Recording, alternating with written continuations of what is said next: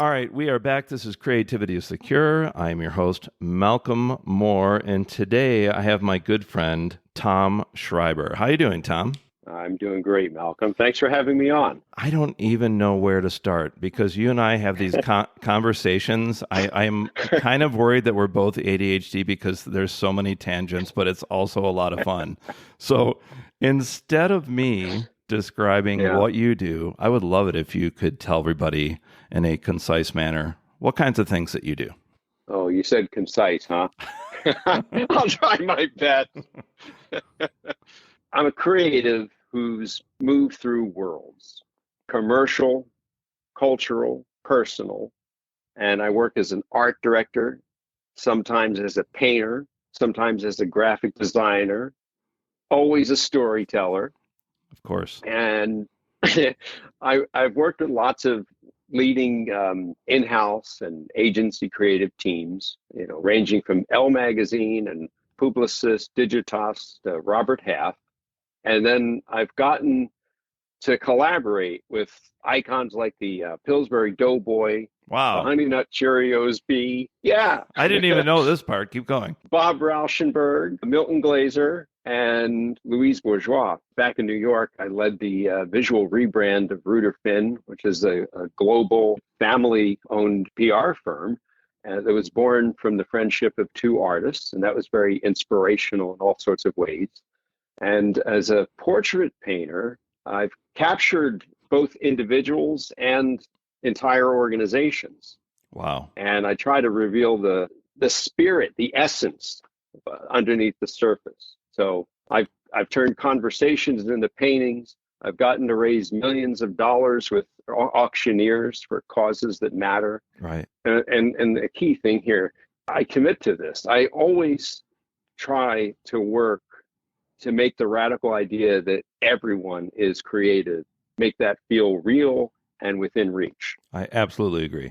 Yeah. And so there's a STEAM element, right? And I'm at the intersection of creativity, communication, technology. I didn't even know what STEAM was when I realized that, all this was coming together.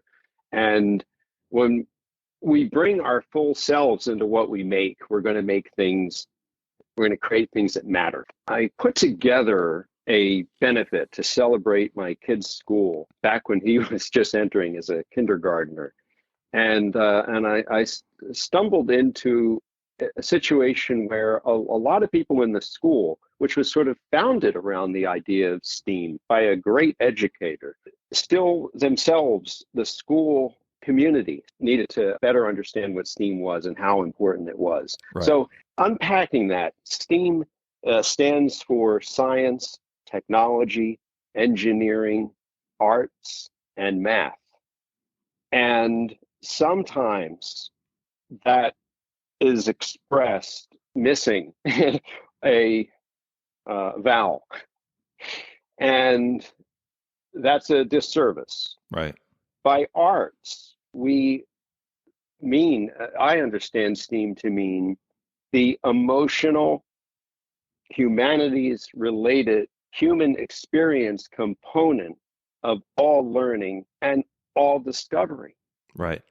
That the moment you're passionate about something in math, or the moment you're passionate about something in science, that's an element of art there. That's speaking to your being, your soul, how that's inspiring you. Completely agree. Yeah, there you go. So that's a definition of STEAM, and it's really about the project-based learning, teaching the whole child, and integrating across disciplines, all in the service of unpacking the richness of the learning experience, creativity. Let me tell you that for the past 2 years, I've been teaching at a middle school, but before that, for 10 years, I worked at a elementary charter school, and PBL, project-based learning, was a big deal for us.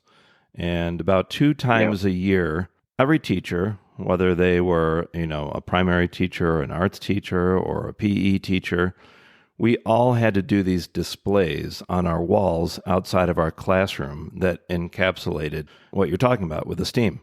All the teachers, during a staff meeting, we would walk around the school and we would look at the walls and tell the teachers what we liked and also ask questions. It led to a lot of extra things in the future. So it was very collaborative. And I just want to let you know that I can really understand what you're talking about, because it was a big deal for me for 10 years. Yeah. It's I think one of the most exciting things in the education world. Yeah. And I'm not a teacher at the moment. I've gotten to teach, a wild range of jobs and roles I've found myself in. I've gotten to teach some STEAM programs from K to sixth grade as part of the coordination of an after-school enrichment program. And when I see these ideas take root, both of my own kids and in the classroom, it's and the inspiration of my kids' school that I worked on was really just phenomenal. Getting to know the founders and all the parents who support the school, and it's exciting and inspiring, because you have a sense that the generation that's to come is going to be prepared for that world that is to come. About 12 years ago, my family and I moved from upstate New York to California, and I unexpectedly became a teacher.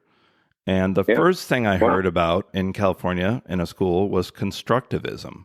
This is before I heard about STEAM. And this is a new concept that fascinated me, because I'm 55. I never heard about this growing up. And let me just read you the definition of that. Constructivism is a learning theory and a philosophy of education that emphasizes the active role of learners in constructing their own understanding of the world. So an example, and I still use this in middle school, if I'm going to explain a concept or teach I'm a music teacher, so if I'm going to teach them about Miles Davis or the genre of blues or hip hop or anything like that, or music theory, before I tell them what it is, I'm going to ask everybody, what do you think it is? What do you know about this? And the kids get excited. They raise their hands. Mm-hmm. And you know what? I often learn a lot more from this process. I know that they are. And I know that they feel better because they know I care about what they think. And often when they raise their hands and give me answers, I might change the whole path of how I'm going to teach them for that 50 minutes. And I think that really that's jazz, does. Man. Yeah, I think that's really jazz in the classroom. Yeah, exactly. Improvisation. Yeah. And I think that kind of leads into what you hope STEAM will become. Does that sound right? Yeah.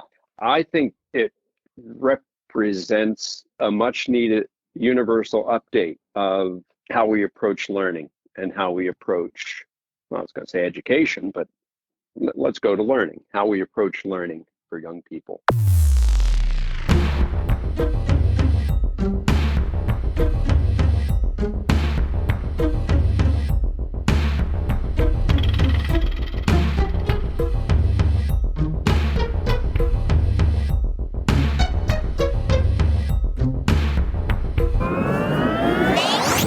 A big proponent of STEAM and a hero of mine is George Lucas, and absolutely, he started the George Lucas Educational Foundation, which also goes by the name Edutopia. Yep. And George speaks about maybe one day in the future, instead of students learning a particular language, they'll learn communication. They'll learn how to communicate not just with words, but with colors and images and beats and timing and fading from one image to the next. And he uses his own work. He's the creator of Star Wars. For anyone who might not be as familiar with George Lucas out there, the amount of visual richness that also communicates a whole world. And he can do this on screen in, say, 30 seconds, right, and communicate what would otherwise someone would be tasked with, a mountain of typed pages, perhaps, to properly convey and to unpack all the deep, rich history of each component of a shot. And so he makes a really strong case for how integrated approach. And also, I think in terms of memory retention and such, the visual brain just operates, I don't remember the exact number, but 60,000 times quicker than the ability to, hear and process language. So making learning happen with all the senses, I think, is really the future. Well, I wanted to make 2 points, and I'm sure you know one of them. Some people know that one of the most important professors that George Lucas had in college was the one and only Joseph Campbell, the man of modern myth. And a lot of people believe that Star Wars, was just a new interpretation of a hero's journey. Yeah, I think the two of them discussed that together, and certainly with Bill Moyers, one of the great interviewers. I think you and I probably grew up watching him on PBS, and I know the interview you're talking about with George Lucas and or Joseph Campbell. There's a long documentary, and for younger people out there, most of it is on YouTube because I rewatched it recently. Oh, yeah.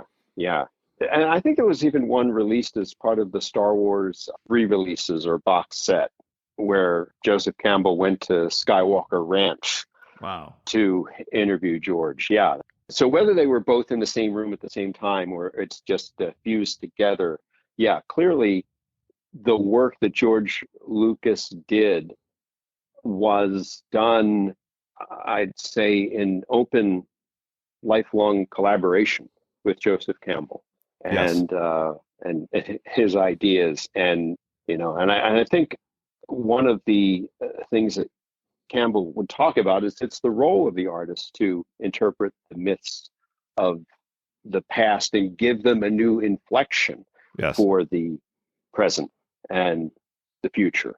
And for my youngest listeners, when I taught elementary school, one of my students' favorite books for me to read to them was there's a great series of kids' books called DK, and they teach all kinds of educational things, but there's a very short book called Star Wars: The Power of Myth.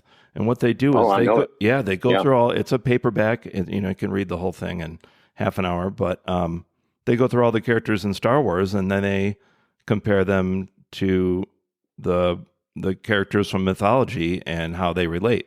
So that's a great starting point if people haven't heard of these concepts before.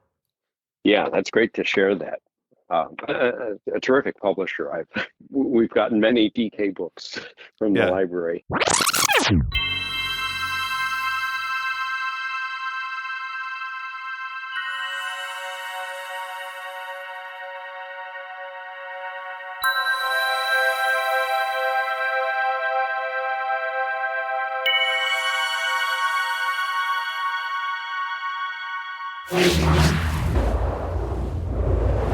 One of the things you said earlier reminded me of something else when you said that in Edutopia, George Lucas may lead kids to be learning in different ways, and you were saying by maybe using color. And that reminded me of a great story I read once about two of my favorite painters. Apparently, there was a lot of competition between Salvador Dali and Pablo Picasso. And I don't know if you heard this, but apparently it would get pretty serious and they would show up and have conversations, but not talking. One would hold up a painting and the other one would get upset and then hold up another painting. And they were challenging each other, but not talking.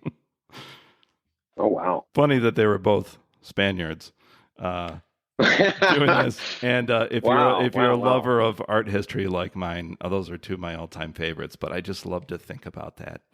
They're just... Yeah, and I think about Picasso and Matisse a lot. Yes. Their conversational, how would be the best way to put it, sometimes exchange, sometimes a challenge. Their engagement with each other's work and their dialogue and visits to each other and what they would borrow and what they would reinterpret, and where one of them would take an idea that originated with one, and given an inflection Right. that the other hadn't yet, and all kinds of rich dialogue there. Yeah, the connection between all these artists is inspiring and illuminating.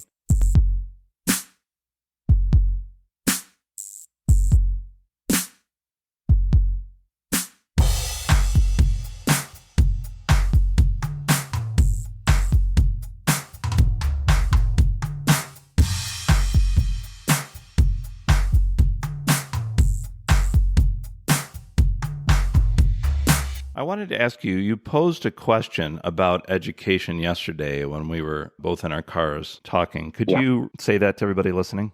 Oh, sure. How do we stop preventing young people from continuing to become artists? Right. And that is a profound question that ties into your thoughts on STEAM. And I've got to say, I brought this up yesterday. It's a really difficult time in history with the education in the United States of America. When I started teaching 12 years ago, there was already a mass exodus of teachers from all types of schools because they weren't being compensated well, they were overworked and burnout. And then COVID happened, and then we've been through a few different administrations, and it's even affecting me on a personal note because my job is pretty much evaporating in a month because what's happening at a lot of schools, especially public public and charter schools especially, they're deciding that the arts are the least important faction of the educational system. And a lot of people like me, they're saying, you can stay here if you work part-time without health insurance. Other than that, we can't help you. And a lot of us, that's just not enough to live on. It's my belief that the arts are going to become privatized. In fact, they have to if we want to keep things going like that. And that ties right back into the question you posed. What can we do about this? How can we explain to everybody how important the arts are, no matter what you do? There's, doctors that are doing an operation and listening to classical music. They've got Einstein playing the violin. It's like you said, it's all one big organism that needs all the different parts. If I listen to a band like Tool or Genesis, I better know about math because they're all in odd time signatures. Sure. And I have to teach. I'm a private drum teacher, and all the time I have to teach the kids to be counting in their head. And it's not only the rhythm, it's the pitch, it's the time signature, everything. And this as a visual artist, especially how you combine all different elements into your paintings in a way that reminds me of Basquiat, Yeah, a collagist approach, I think. Right. A lot of Basquiat comes out of, he had a pretty strong relationship artistically with Bob Rauschenberg. Yes.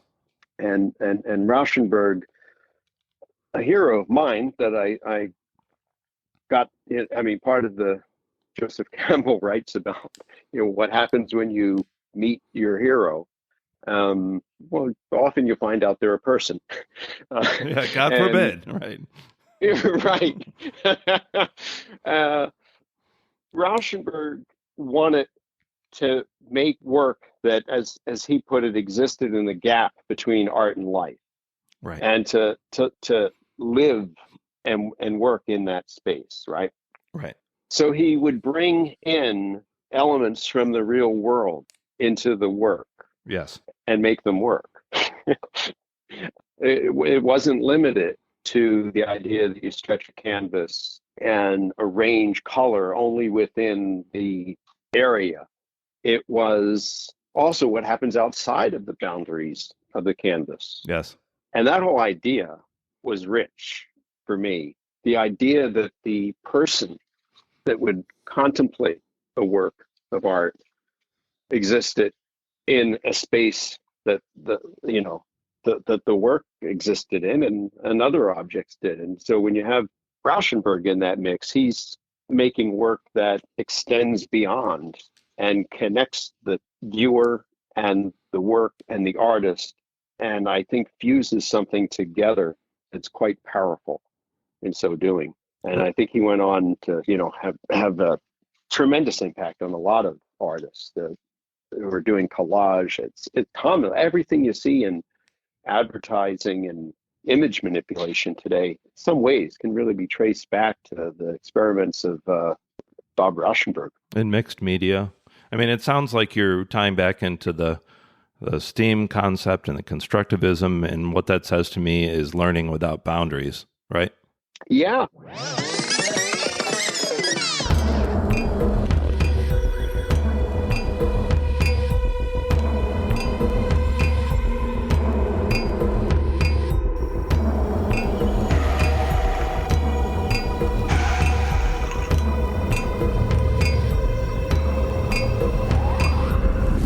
Well, learning without boundaries, and you had just refreshed my memory of the John Cleese's approach to creativity. And Yes. in fact, I just got, sort of almost gobbled down that book over the past. It's a great short book. So people know it's called John Yeah. Cleese Creativity: A Short and Cheerful Guide. It is short and cheerful. Yeah. He talks about the learning and curiosity and play, important word here, of the young child. And I remember when my first child, my son, was building. We had just arrived in California, and he was putting together train tracks and putting, maybe leaning a book up against the train tracks. And Right. Pure play. And I was fascinated. I was there with him, And at one point, because I was lucky enough to work as an artist, my job was to find the link between work and play. See? And here I was playing with my son, and the part of me that was work wanted to pose a question to him that I knew would fail as a question. But that was the point. I asked him if he was working or playing. How old was he? Oh, he must have been 3 or 4. Oh, man, you must have got a really cool answer. Well, I got a look as if to say, what does that question even mean here? And it was beautiful. It was beautiful because I knew that was coming. And I knew my question as someone who was working on fusing work and play together, I needed to ask that question as part of the process, even though I knew it was absurd on its face. Right. And his confirmation of that, wow, I was flying with that. Yeah, wonderful. And so the idea, and I tried to stay true to this in a lot of my work, the sense of play and keeping the inner child alive is really vital. Yes. It is, I think, the source of where existing ideas meet other existing ideas and commingle and flip around each other and suddenly become new ideas, right? It's a wonderful territory, and it's vital.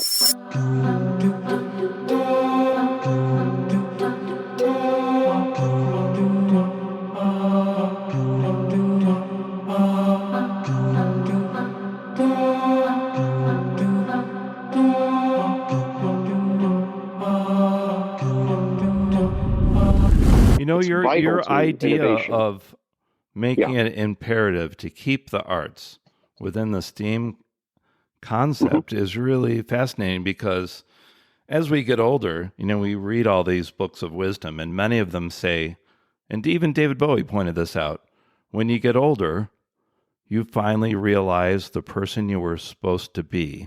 So what if we could take people from your son when he was 3 or 4 to the age of you and I, and why don't we get rid of all the ridiculousness and being lost because of all kinds of different things and just stay in that state of play? Find some way to do that, to embed that in our minds in education, so we don't forget that. We would stop wasting so much time. Do you know what I mean? I do.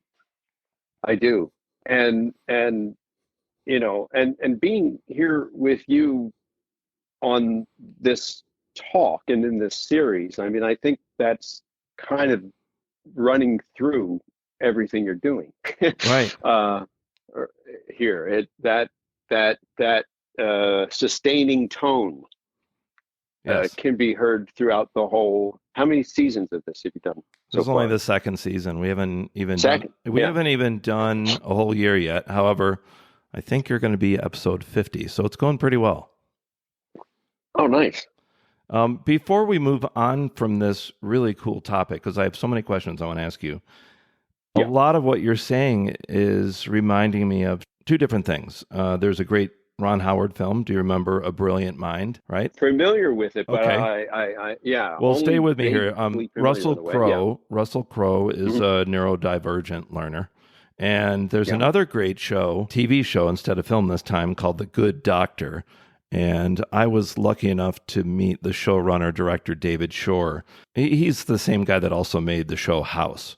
Both of these, film, TV, they kind of show what you're talking about. You've got these neurodivergent learners. You've got, in The Good Doctor, you've got a autistic adult that wants to be a surgeon. And, they don't want him to do the job because they think something's wrong with him.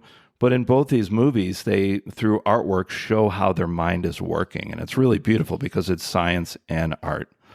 And I think this goes along with a lot. It's almost painting a picture of what you're trying to explain. Yes. Wow. And I know there's lots of other movies and TV shows that do that, but those are the two that come to mind.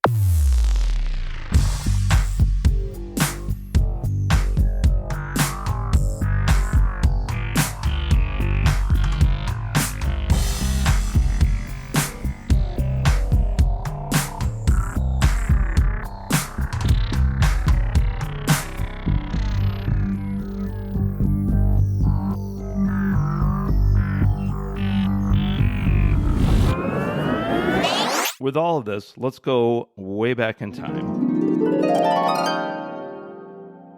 Tell me about young Tom. What is the first time that you realized you could think of a thought, bring it into the physical world, and realize, I executed that. That was my idea. Something imaginary became real. What do you remember? Well, I think that conjures up a memory. I mean, of venturing into the unknown.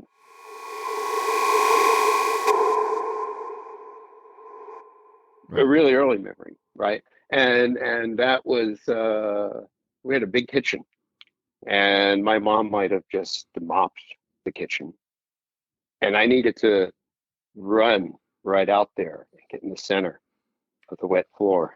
Maybe a sense of mischief. Maybe a sense of just facing fear. And yesterday we were talking about, much later, stepping into the New York gallery scene. In some ways that was practice for that.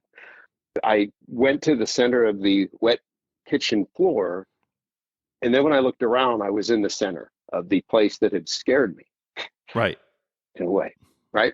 So that was the beginning to realize that you can think of a thought and bring it into the world. And were you confronting something that was temporarily beyond you by doing that? Sure. Yeah, I think so. And then almost around that time or shortly after, my dad brought his love of drawing to me. He got me one of these. I don't know whether it was his from when he. I don't think he still remembers, but I certainly do. The guy's name was Gnagy. I don't know how he said his name, Gnagy. I never really said it. Right. But it was a box, and it had art supplies in it and a book, and we drew together and went through all the still lives, and I remember there was a drawing a dog, maybe cars. And it was my dad and me doing that together. And drawing is such a profound way to get a sense, particularly I think as a child, that you're shaping your world, you're changing your world. Yeah. It's the most direct way to go from an idea or an impulse, even one you don't understand, and making it tangible. Well, yeah, working through a problem. I mean, that's a huge part of art, right? Whether you're writing a biography, painting a picture, writing a song. Yeah.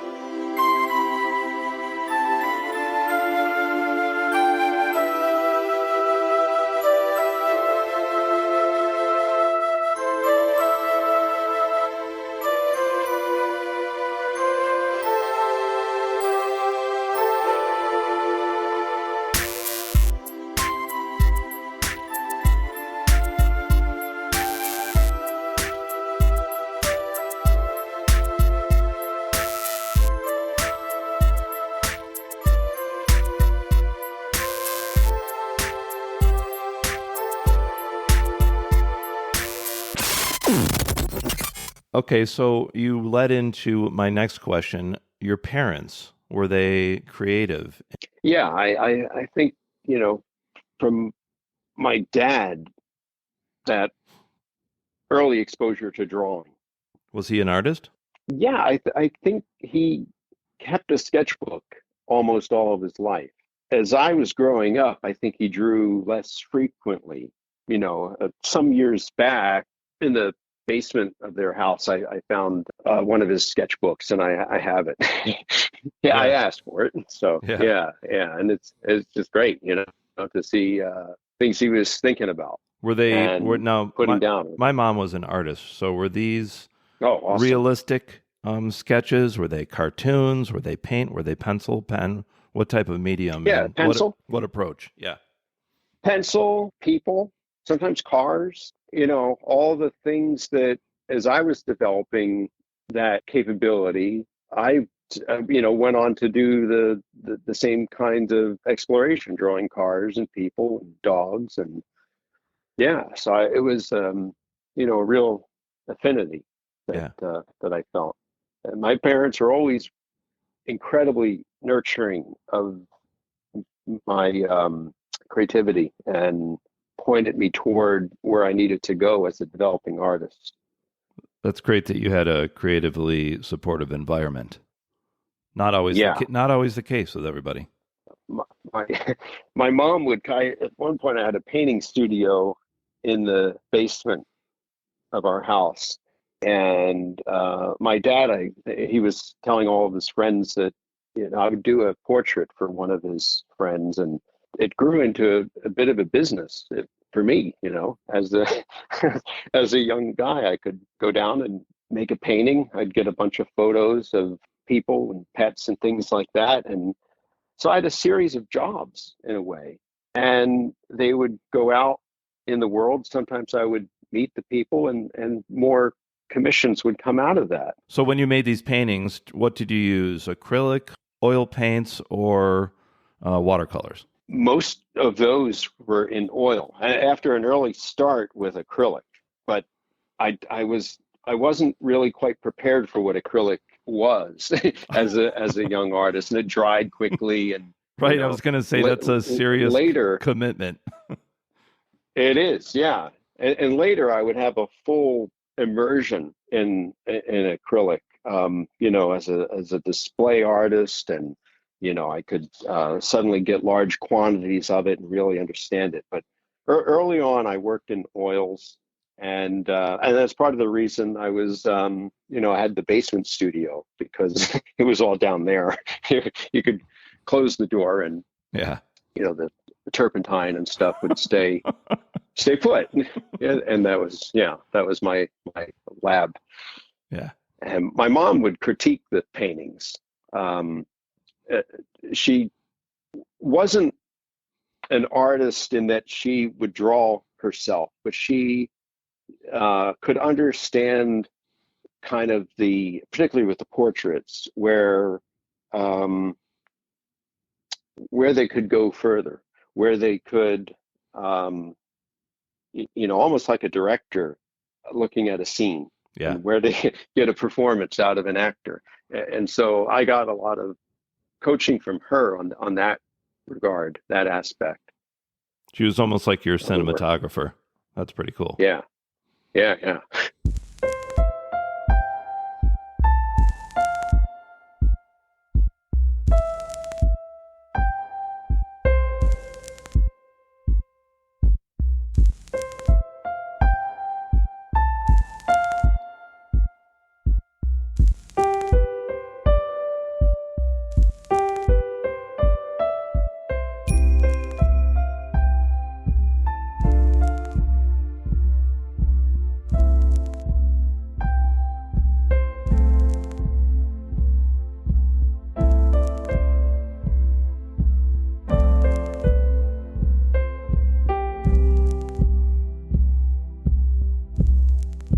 Do you think creativity can help people that are struggling with things like anxiety and depression? And I say this in the way that when I say creativity, the improvisational part of your brain. What are your thoughts on that?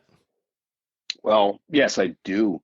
I do, because the idea is encapsulated in neuroplasticity about how we change our brains, right? Now, young children do this. The number of synaptic connections that they're making as they're learning and absorbing their world Right. is astounding. That continues into our creative life. And if we're conscious of it, put an idea into practice and you can change your behavior. So I think that the practice for practice sake of creativity can certainly play a role in how the mind works and your relationship with your thoughts. So if nothing else, I would say the practice and the exercise of that in life, the consciousness of it, the awareness of it, can be very beneficial. Right. Let's not forget escapism, too. I think I mentioned to you a few days ago that I play with a blues band every Tuesday, and we rarely do any shows, but there's something about me knowing that every Tuesday night from 5 to 7, I get to play really fun and challenging music with 3 wonderful people, and I get to forget about everything that is driving me nuts and challenging me in my life. And I often drive away feeling better and getting a little better perspective on the way home. It's kind of a survival thing. So maybe like what you're saying about just doing some art will just give you a little positive reflection. Maybe escapism, but maybe I feel like it's working its way through my brain, kind of rewiring my brain like a Joe Dispenza type of thing. Yeah, I think escapism kind of goes both ways, as you said. You sort of maybe have the illusion that you're escaping. And oh, thanks a lot, Tom. Now you're telling me that I'm not escaping. Well, you're connecting with what's real and actual. Yeah. Right. Yeah. So it inverts. It inverts. There's a movement up and a movement into a centeredness. And awareness. as my younger friends would say to me, are you escaping, Malcolm?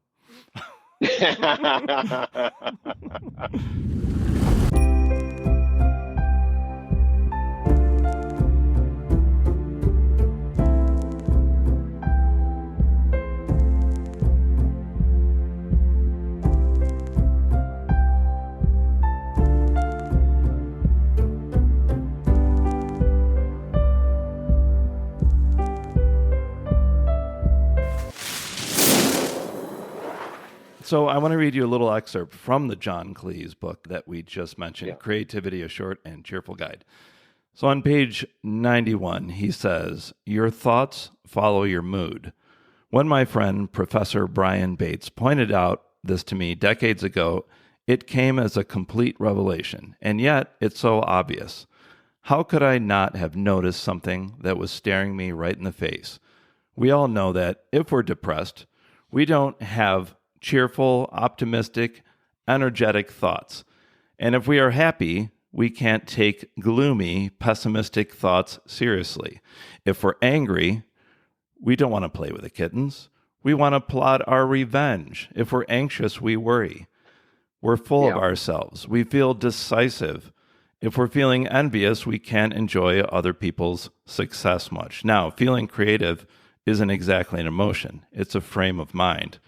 But if you're in the wrong frame of mind, if you're distracted or worrying about something else, it follows that you're not going to be creative. What would be your response to that statement? Well, the frame, you can pick up that frame in one hand.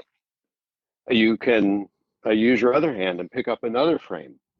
You can decide which one you want to look through. Yeah. Right. There's an element of choice there. I think that, when people consciously need to switch modes in their work, that something like that happens. I remember one time I was on stage at a Grateful Dead concert, the Dead concert, not the Grateful Dead. This was the Dead. And Joan Osborne had Oh, she's a great singer. I love her. Love her work. oh, she's wonderful. Yeah, my good friend had gotten very close with Joan, and and she had suddenly gotten recruited to be Jerry Garcia's replacement. And Wow. you can't see that, but the singer of the Dead. I didn't even know about this. I And only know about the John Mayer connection. So go on. This is oh really cool. yeah, oh this yeah. Oh my God, this was earlier. So all of a sudden she's going out, we were in New York, and she's going out to California to rehearse, and they were going to go on tour soon. And, it was all sort of abstract to me until one time, the night that we were all invited to the show. I think it was in Hartford, Connecticut.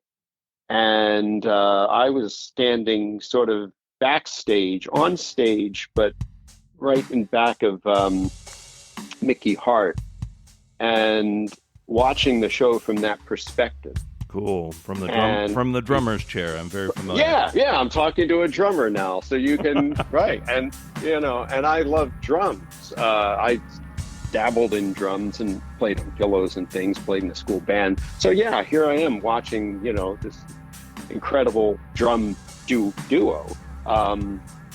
Right there from the best seat in the house. And I could see that Joan was just electrifying the crowd and the other musicians, and purely in a state of play. And then there was an intermission after some time, and food was being served, which was good. And as I wandered one of the corridors in search of where the buffet was, I saw someone with her glasses down, a stack of paper, almost like you would see a student in a school library cramming for a test. Right. Studying. And not only did she had to learn the songs, but also the whole catalog of songs, because you never knew what they were going to play next, and also the harmonies for all the songs, so not just the main melodic line, but so it was quite complex, and there was a look of intense focus, right, and it was a do not disturb thing, And so I ate with the band and Steve, and a short while after the second set began, then that same woman from the first set was back on stage, and nowhere to be seen was the student cramming for the test. Right. that had vanished, right? And that taught me so much about work and about shifting modes, from study mode to presenting mode, and what happens when it's showtime. You go on stage. Yeah. In the 12 years that I've taught music, I always tell my friends being a teacher is kind of like being a stand-up comedian, because I test my material on Monday and it's not that great, but by Tuesday I've got every joke down, every point down, and it's a masterpiece. And another aspect of that is a lot of times I will put a lot into making a lesson plan a few days before the week is coming up. But days when I don't, when I'm driving to work, I have about an hour drive to work, and I think of something off the top of my head, when I compare the two, mostly those ones are better. And maybe it's because I'm painting myself into a corner, the pressure of it. It makes me think of what you were just saying about somebody cramming for a test. I mean, I have to say, I encourage people to plan their lesson plans out ahead of time, but a lot of my last minute ones are a lot more fun. So it really makes you think. Yeah, it does. And Cleese talks about this in his book, and in the lectures that he gave, probably, I guess, around the time the book was published. Yeah. That you want, when you have a creative decision to be made, or a decision to be made, you want to know when that decision needs to be made. Yeah. And then put off making that decision until the last possible moment, Yeah. because things will, shift in your mind. You'll get new information. You'll understand. You'll put it on the back burner, and your subconscious will think about it. You'll look away from it and turn back. You'll have a relationship with it. And this. You're a teacher and an artist. A lot of times when you're trying something out, you're gauging the audience, and if they don't respond to something, it's not going to work. And it makes me think of my favorite band, King Crimson. One of their most popular albums is called Discipline, and from what I heard, my friend Tony Levin, is that they went out and toured before they recorded the album. And I always thought that was a great idea, because you really figure out how the crowd will respond to the songs, what works and what doesn't, and then you go record the album. And I think, at least artistically, it should end up being more successful. Wow, that's interesting. Yeah, and ever since I heard that story, that album came out in the early 80s, I've heard of a lot of bands doing that now, and it really makes a lot more sense. Although, from the stories I've heard, it was pretty bizarre when Genesis toured The Lamb Lies Down on Broadway. My all-time favorite album. They started touring before the album came out, so that must have been slightly challenging to listen to a double album, having never have heard any of the songs before. Yeah, I think, and they just, you and I are Genesis fans, and we met through your earlier guest on a previous. I don't know if this is 50. What are Armando's numbers? It was about 10 episodes ago, but we're of course talking about Armando Gallo, who is one of the most fun people, adventurous people on the planet. But both of us grew up knowing his photographs of not only Genesis, but Peter Gabriel and all kinds of other people like that. Yeah, he is one of the most incredible people I have ever met. Yeah, same here. And that's how we met each other. I put the episode up, you heard it, and then you contacted me on social media, and ever since we've been thick as thieves. Yeah, I was in the supermarket listening to it, and you were looking at his photographs. I think they recorded it at his house. At least it sounded like that. Yeah. And I hadn't been there, in a while, and so it brought me all. He was so kind. The first time I came out to LA, he picked me up at the airport and brought me to his house, and he and his wife Cheryl made all the food that you could ever want, and it was just incredible. They are very hospitable, very kind and compassionate people. And so your conversation with him there, suddenly I could visualize being there.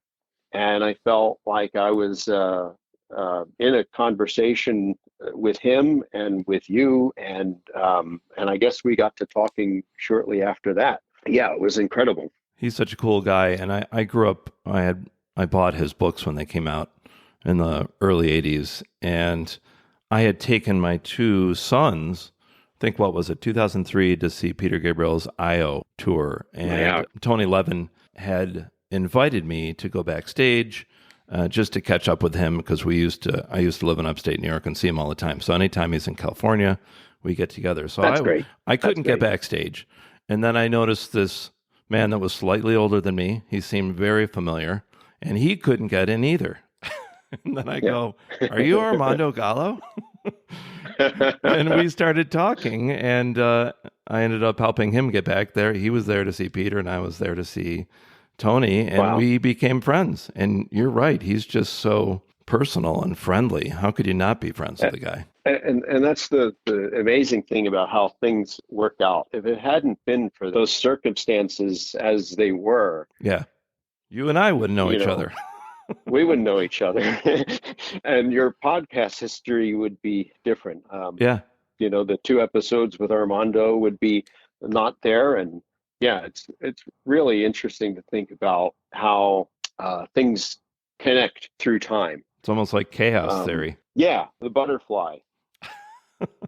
The butterfly effect.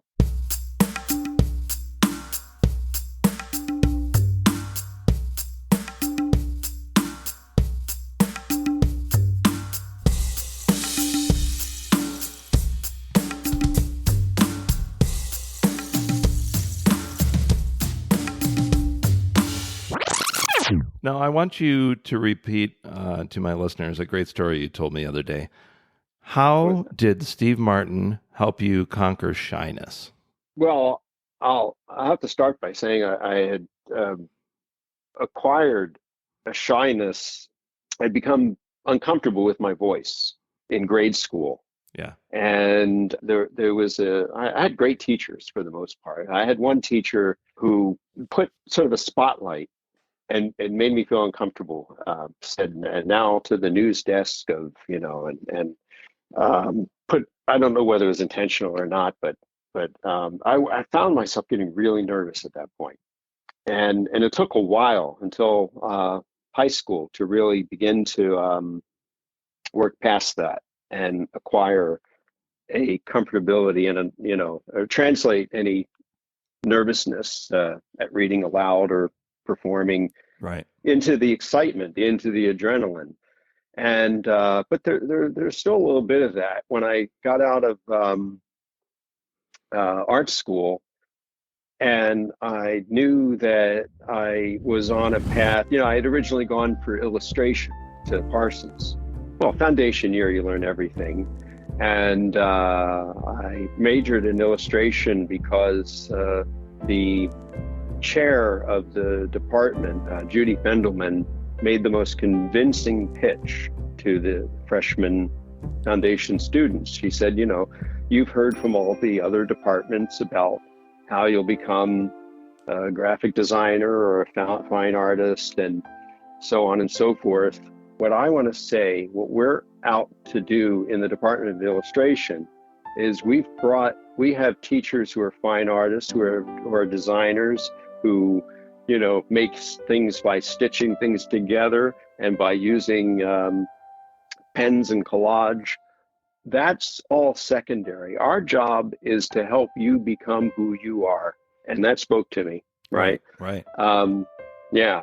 And it turned out that I was becoming a fine artist, and I went on to have develop close friendships and mentorships with a number of the teachers that took me well beyond school.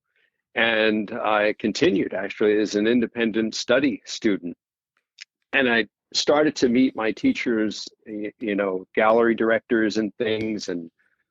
But there was still the obstacle so I knew I was headed into the art world, but I still had the shyness. And I remember going to a big show. I mean, these shows in Soho were filled with people, such an energy and excitement. And, I was terrified. Yeah. And just like the kitchen floor, I walked out into the center. And in the center of the room, I saw someone with a smile. And I saw someone who I knew had a great liking, and in fact, owned a few de Kooning paintings. And de Kooning was my hero. And right. It was Steve Martin. Wow. And we wound up talking about de Kooning, and he was so kind. And he introduced me to other friends of his that were around.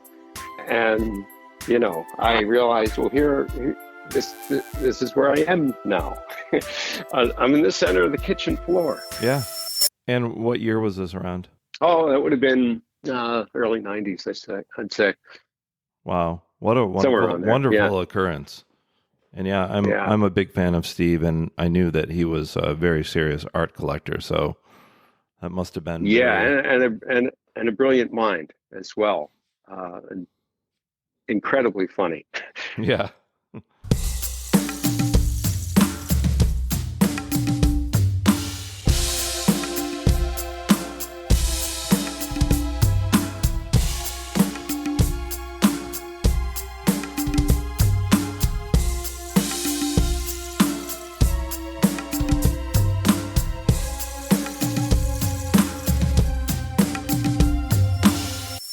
We haven't. I know you talk about a lot of and talk with a lot of comedians, and there's a big link between comedy and jazz and improvisation. Yes. And I've always wanted to live in that place where that comedians have a way of making you see the world differently. There's kind of magic in that. I think I've always been drawn to that. Yeah, that's the most important thing they do. And I was just telling a friend of mine the other day how many comedians are also musicians. My good friend Justin Wade, who I just interviewed, he's a good drummer, bass player. Mark Maron is a good guitar player. Stephen King has a band. Bill Burr is a drummer. I mean, it goes on. And they're all riffing, right? Whether they're talking or playing. Yeah. You mentioned Mark. Do you know Mark? I don't. I wish. I would love to interview him, but I religiously listen to his 2 episodes for his podcast every week. Absolutely incredible. Yeah. And, you know, I got to say this about him. I've never told anybody. I didn't understand him for the longest time. I would turn on his comedy specials and I didn't get it. And then one day he had one of my favorite musicians on his show named Adrian Belew, who's the guitar player not only for King Crimson, but like, everybody you can think of, Paul Simon, all this stuff. And the thing that blew me away is he does this thing where he interviews people, and a lot of times it starts out awkward because maybe the person being interviewed isn't comfortable yet. But halfway through every interview, he just cracks the egg open, and all this amazing stuff comes out. And so that drew me in. And then once I listened to a lot of his podcasts and I got his very dry, subtle humor that is not far from Ricky Gervais or Larry David, who I also love, I was drawn into it. But I had to take a deep dive to actually be able to comprehend where he was coming from. I know that's a huge tangent, but I always wanted to express that because that's why I admire him so much. How he just really gets into somebody's mind in a fascinating way. There was a thing I got to go to with some friends in New York during my time at Parsons. And it was a kind of a small thing in the East Village called Eating It at Rebar. And that was the name of the event. And it was a kind of a test ground for all kinds of comics to go and they were, up and coming people who would later be on Saturday Night Live and such. And you would just have, they would go on stage and test material, play. Yeah. Dave Chappelle came in one time. Mark Maron did it regularly. And it was great. It was a small club. It was maybe like it hold 30 people. Wow. And amazing. Yeah, it was fantastic. Sarah Silverman, so many. And I didn't really, I knew it was special at the time, but these people have gone on to kind of redefine the world of comedy. Yes. Yeah, in the same way as Steve Martin, if you've read his biography, he's not the guy that sets up a punchline. He came up with a whole new way, abstract way to make people laugh.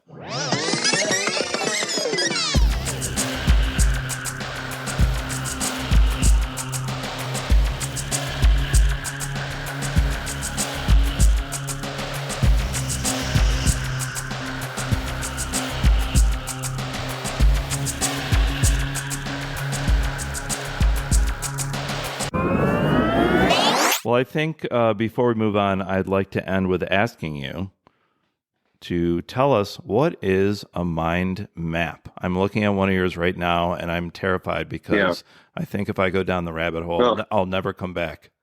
Yeah. And funny enough, I'm looking at your mind map, and it does mention rebar. So go ahead.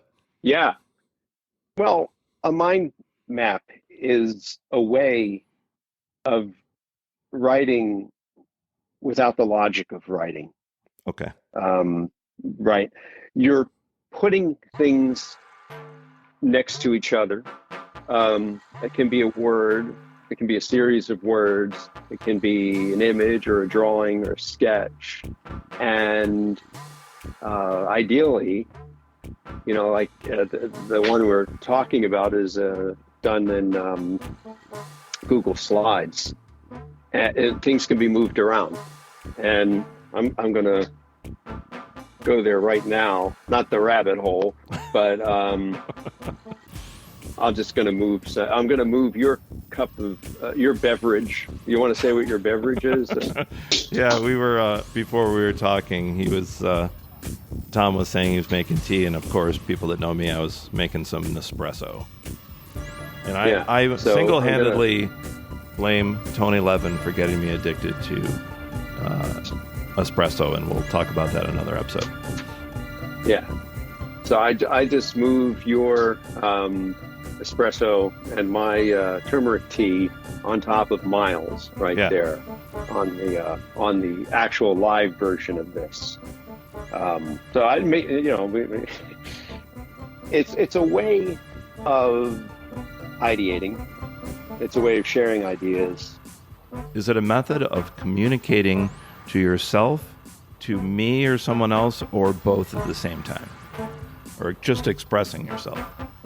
Well, I think all of those things at the same time. I mean, what in the form it's in now, it's very rough. Yeah. And it's almost like we didn't really know what we were going to talk about today. Right? You do it, and then you, you have what you have. So it's a way of kind of populating the playing field with ideas, impulses, and much like I think of how Genesis would talk about going into the studio, particularly after not having seen each other. Yeah. They all did their solo projects and everything, and get in the studio, and as Phil would say it, they would just blow. They would just make sounds, noises, and they were comfortable doing that. Right. So, it wasn't about being good, or that it was. It was that they were putting things out there that, of course, would later get recombined and recontextualized and go somewhere. Yeah. Now, when I look at this, I've just got to tell you right now, I'm Pisces. I'm cookie cutter Pisces. I've got my head in the clouds. My feet are not on the ground. I'm very creative. But when I look at this, it terrifies me because my mind is already going a million places. I almost would gravitate more toward a Venn diagram. And I love this. I love this, but I could start at one picture, go to another font, and then before I know it, I wouldn't even know where I began. So how does this make sense? I'm gonna post a photo of this so people know what we're talking about, but how does this make sense to your mind? I look at this and I can go, oh yeah, okay, I know who Sarah Silverman is. I like turmeric tea. I love Seconds Out by Genesis. But how does this make sense to your brain? Is it an evolving, living organism that keeps changing? Yes, it is. Yeah, it's a free association. Yeah.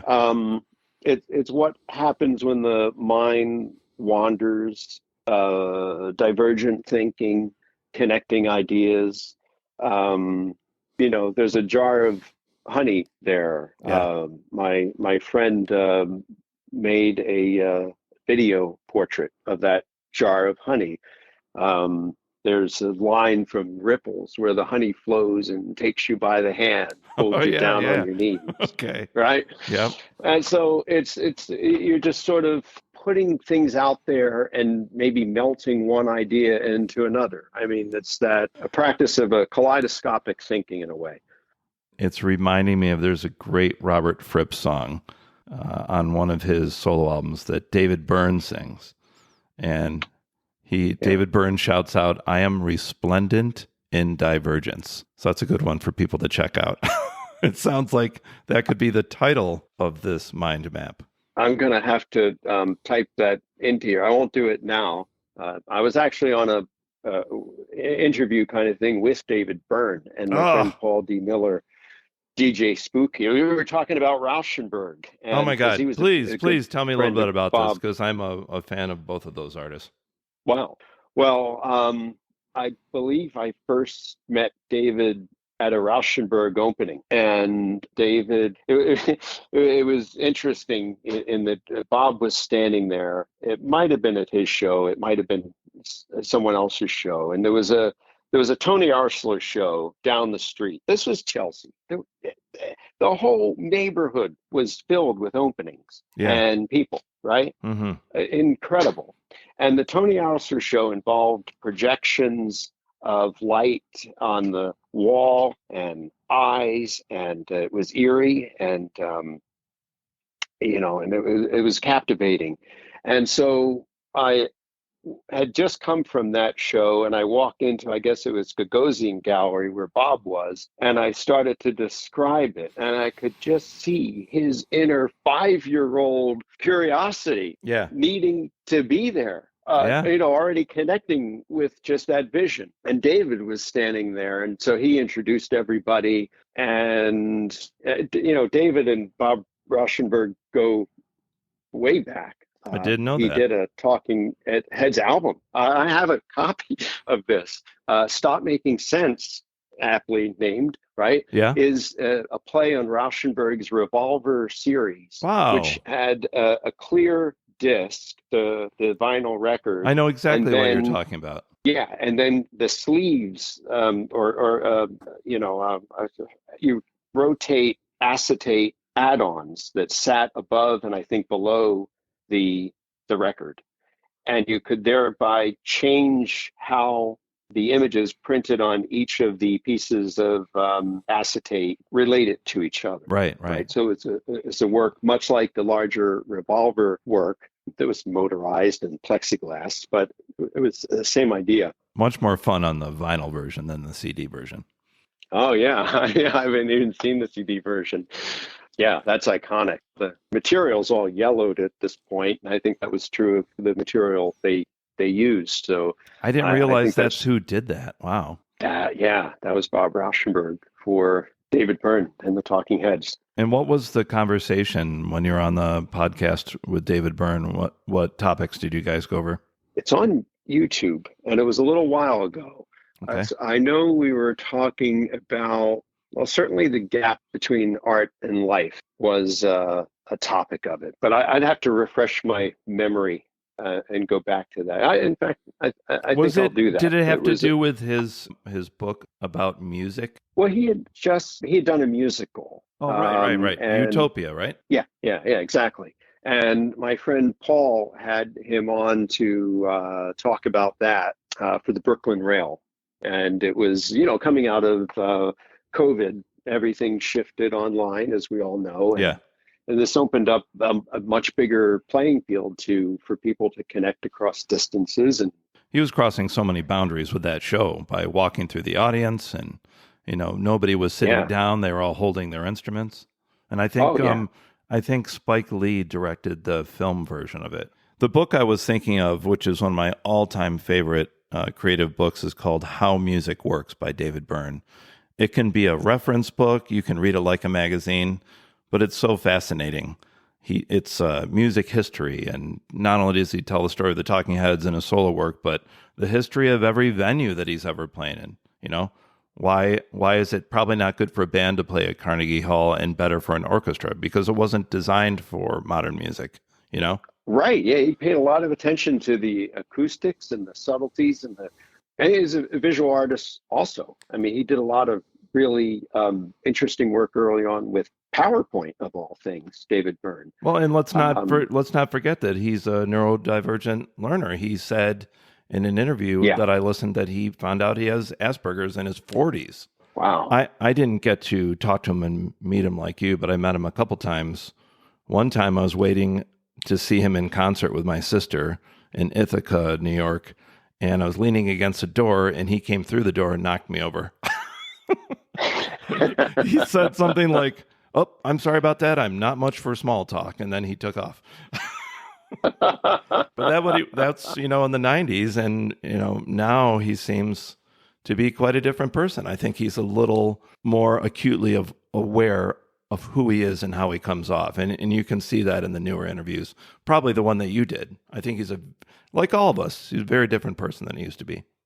Yeah, I highly recommend. I'll send you the link to it. It's about an hour long discussion. Please do, and I'll post that. And before we go, another thing I love about David Byrne is he started this website called Reasons to Be Cheerful. And that means a lot to me because the state of the world is absolutely insane right now. And if you're not careful, you can go down a negative rabbit hole. And it's also important to me because I've always struggled with depression. In fact, to tie in what we were talking about earlier, I was listening to Mark Maron yesterday, and he is on the same exact depression medication that I am. Yeah. Yeah. And but back to David Byrne, reasons to be cheerful. If you're feeling down personally or with your worldview, go to this website because it's all positive news, and you wouldn't see this when you looked on AP or CNN or Huffington Post. It's really inspiring. And you can subscribe and get a weekly dose of dopamine for your inbox. Yes. I can have that with my espresso, and I think you've inspired me to have some turmeric tea when this interview is over. That's actually what I should be drinking.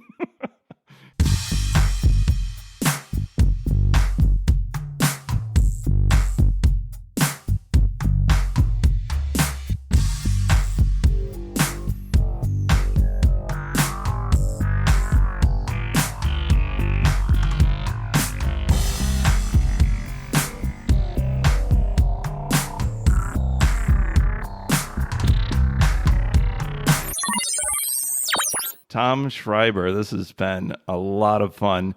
And I want to ask you, would you be willing to come back for another episode? Because I have so many other questions. And if you and I are not careful, we could end up talking for 4 hours straight. All right. Well, I've got to make dinner. My wife's going to be home soon, so I got to get things going. All right. Well, thanks very much, Tom, and I'll talk to you soon. All right. Thank you. It's been a pleasure, Mike.